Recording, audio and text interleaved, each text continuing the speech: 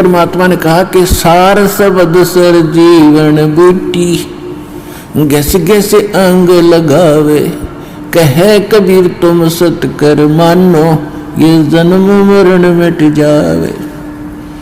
ये सार सबद से मिटना था जन्म मरण, और ये अभी तक गुप्त रखनी थी।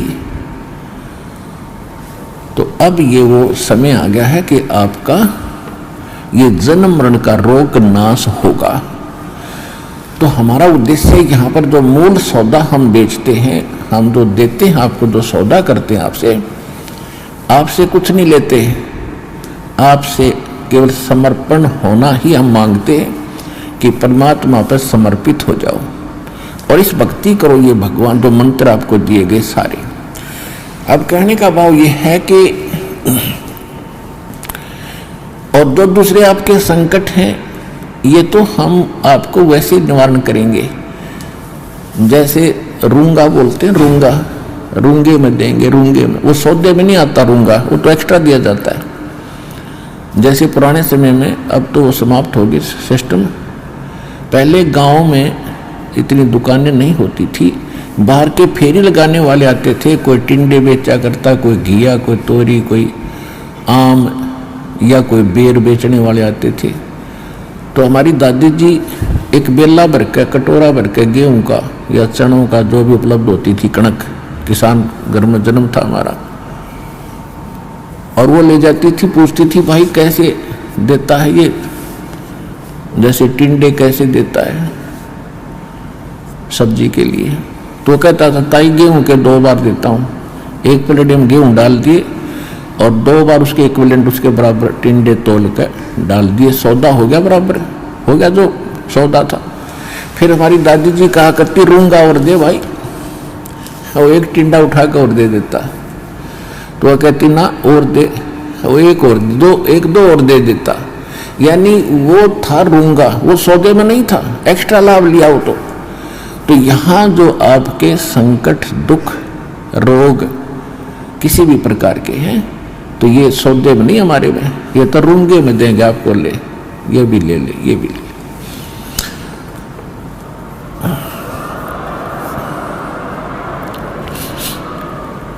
और पुण्यात्मा दास बार बार कहता है ये एक डूब बाट के गीत नहीं है, ये उस समर्थ की महिमा है, उस समर्थ का ज्ञान है, उसके दिए हुए विधि भक्ति मंत्र हैं।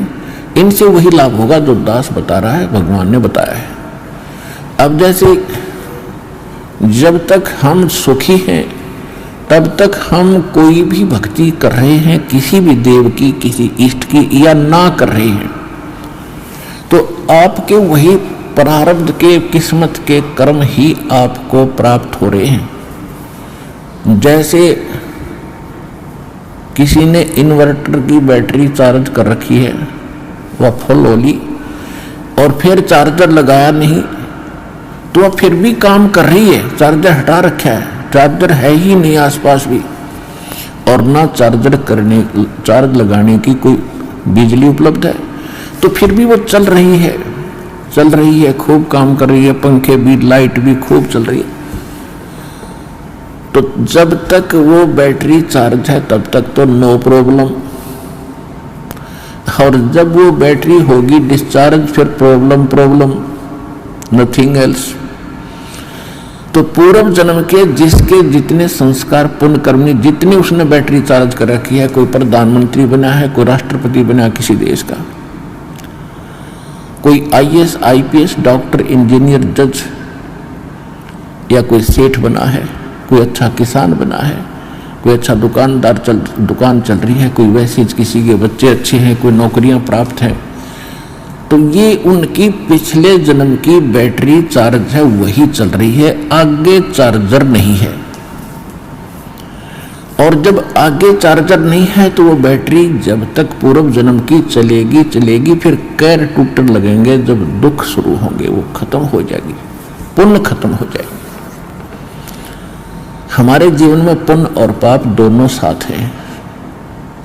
जब तक पुण्यों का दौर चलता है तो हम सोचते हैं हम बिल्कुल सुखी हैं, और ये भी सोचते हैं हम ऐसे ही निभाएगी, ऐसे ही चलेगी।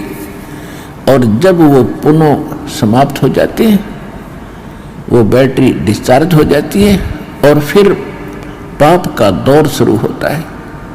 फिर हम भटकने लगते हैं, क्योंकि जो पूजाएं आप कर रहे थे उनसे तो राहत मिली ही नहीं। उनके करते करते ये दुख और संकट आ गए आप पर, तो तब आपको उन पूजाओं में अविश्वास हो गया जो आप पहले कर रहे थे।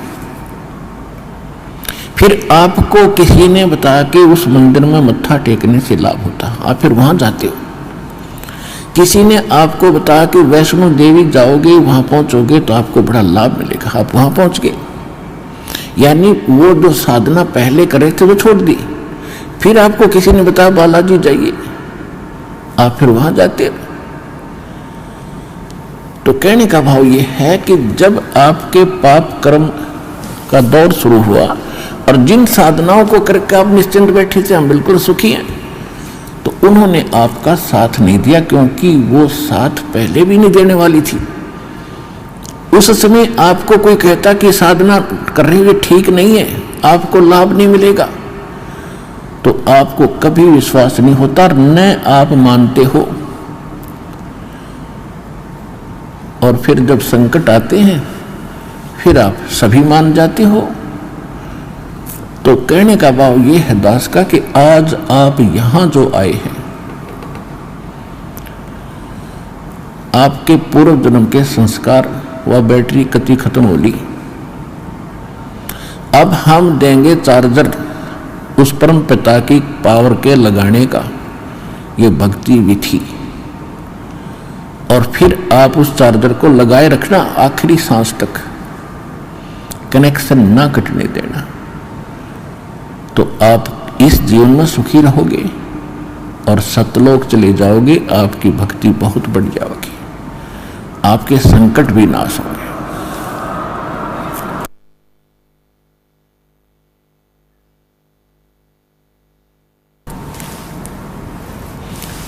तो आप यहां आए हो जो इस ज्ञान को समझ जाएंगे। यहां पर दो प्रकार के प्राणी पूरा लाभ उठाते हैं। एक तो ज्ञान समझ कर आते हैं, और दूसरे जो सब जगह भटक भ्रम लिए और कहीं से लाभ मिला नहीं, और फिर वो यहां टिक जाएंगे, अकोर की तक ठिकाना नहीं, सब जगह जा लिए। तो फिर उनकी व्यवस्था होगी, मजबूरी होगी यहां आने की, और यहां आते रहे तो वो लाभ मालिक देगा। फिर हम ज्ञान सुनाते हैं यहां बैठाकर आपको। तो यहां आपसे प्रार्थना की जाती है, जब तक सत्संग चले आप सब चिंताएं और इधर उधर की गल्ला बातें छोड़ के ध्यान से सत्संग सुनो। चाहे कोई रोगी है, चाहे कोई संकट है किसी प्रकार का, आप एकाग्रचित्त होकर सत्संग सुनोगे तो राहत मिलेगी और ये ज्ञान ग्रहण होगा। इस ज्ञान से आपको 70% लाभ तो ज्ञान से मिलेगा। लाभ का मतलब है आत्मा में दृढ़ता आवेगी हर प्रकार की, और 30% फिर बाकी दुख संकट है वो आपकी भक्ति और लाभ से होगा। क्योंकि दास इसलिए कह रहा है इस ज्ञान से कि कई ऐसे दुख हैं जो बेमतलब के बड़े होते हैं।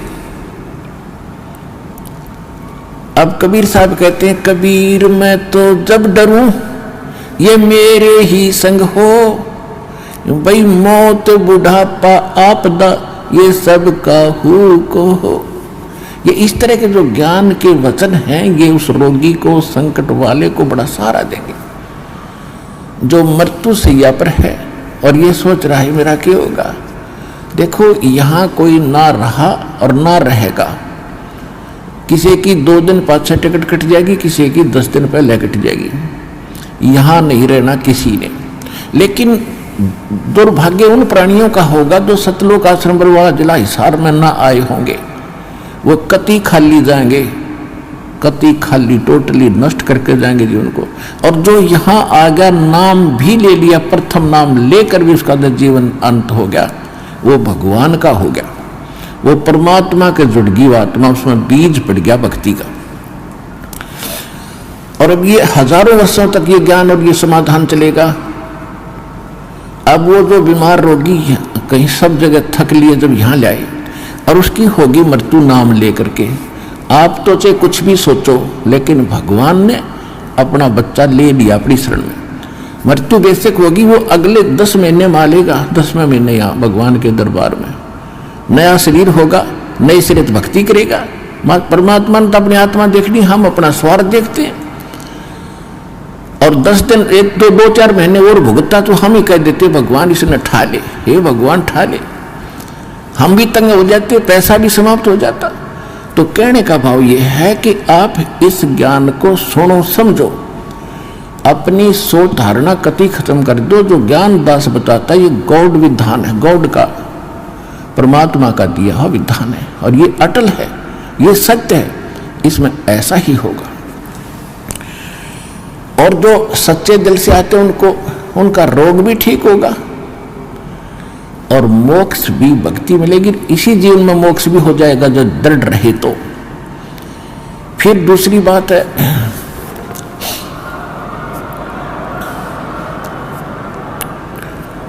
इसके अतिरिक्त और भी बहुत सी, क्योंकि ये विधान है भगवान का, और आप हो बच्चे पहली कक्षा दूसरी तीसरी के, अब जैसे कानून की किताब को तीसरी चौथी कक्षा का बालक कैसे समझ पाएगा, लेकिन बार बार दास समझाएगा तो आपके हृदय में ये अवश्य जचेगा, विश्वास होगा, क्योंकि ये गॉड गिवन स्पिरिचुअल नॉलेज है, परमात्मा का दिया हुआ अध्यात्म ज्ञान है। तो जब आप यहाँ आ गए और सच्चे दिल से भक्ति करने लग गए, तो जितने भी सांस इस सिमरन में आपके गए और वो आपके गुड अकाउंट में है, और बाकी का जो समय आपने चाहे राष्ट्रपति बनकर व्यतीत कर दिया वो व्यर्थ बताया है। तो यहाँ आने वाले जितने भी भक्त हैं, चाहे रोगी हैं, तो किसी प्रकार का उनको संकट है, तो उनके लिए वो दुख वरदान बन गया, वो भगवान से मिलेंगे, उनका जीवन सफल होगा, उनके सब दुख दूर होंगे और भगवान के विमान में बैठकर सतलोक जाएंगे। ये लिखवा लो मेरे पे।